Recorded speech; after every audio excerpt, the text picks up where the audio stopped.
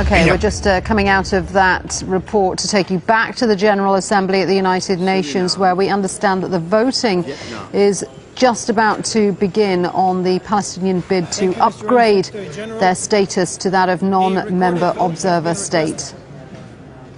We shall now begin the voting process. Those in favor of draft resolution A/67/L.28, please signify.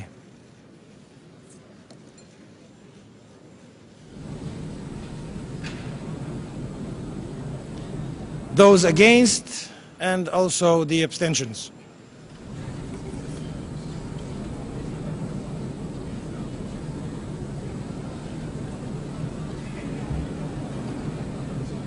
Croatia votes against. Croatia is voting.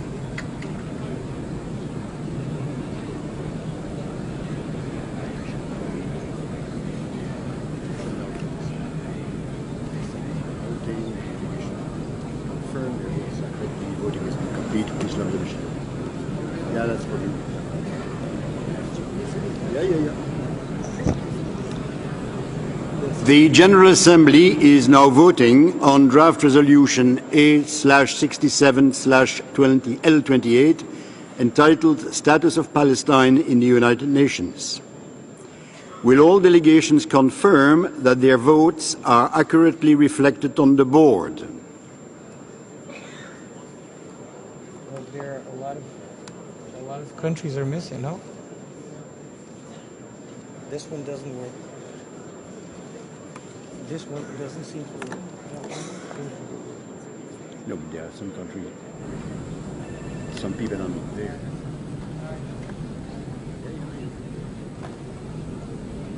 I can...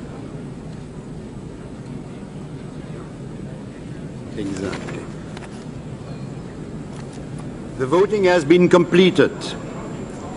Please lock the machine.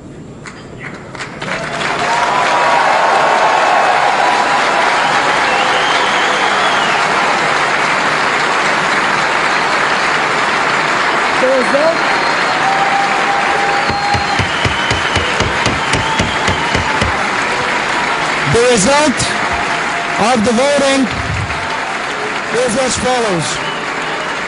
In favor, 138. Opposed, 9. Abstentions, 41. I now call a short pause in the proceeding of this meeting. So the vote has just taken place there in the UN General Assembly, and a rousing victory for the Palestinian bid there. 138 voting for the resolution to upgrade their status, 9 against.